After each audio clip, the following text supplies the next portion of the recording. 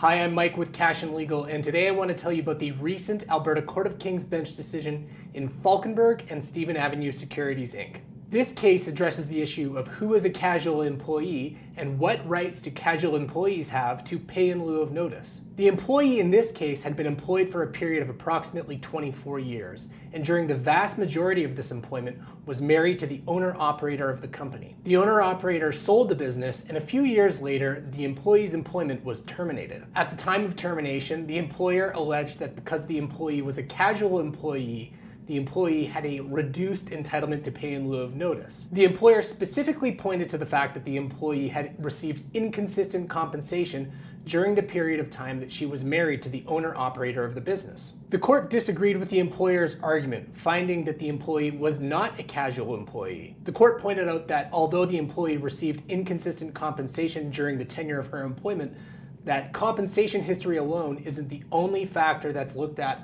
when determining whether someone is a casual employee. In fact, there's a list of 10 distinct factors in the case that the court looks at when determining whether someone's a casual employee. Moreover, the court pointed out that just because an employee is a casual employee, this does not reduce the length of the notice period that they're entitled to. A casual employee will receive less pay in lieu of notice because they will earn less over the notice period, but being a casual employee doesn't affect the length of the notice period itself. Another interesting component of this case is the fact that the court awarded less pay in lieu of notice to this employee because the employee knew that their employment may be terminated at a future date. This particular employee had been with the employer for approximately 24 years. She was in her late 50s and held a relatively senior role within the company. Most employment lawyers would agree that that employee could reasonably argue entitlement to 24 months of pay in lieu of notice. However, approximately 12 months before the employee was informed of the termination of her employment, the employee was told that her employment might be terminated at a future date. The court pointed to this factor to reduce the notice period from 24 months to 18 months. If you're interested in reading the decision, a link to the Canley publication is found in the comments below. If you're an employer or an employee and you're looking for advice and representation with respect to the termination of employment,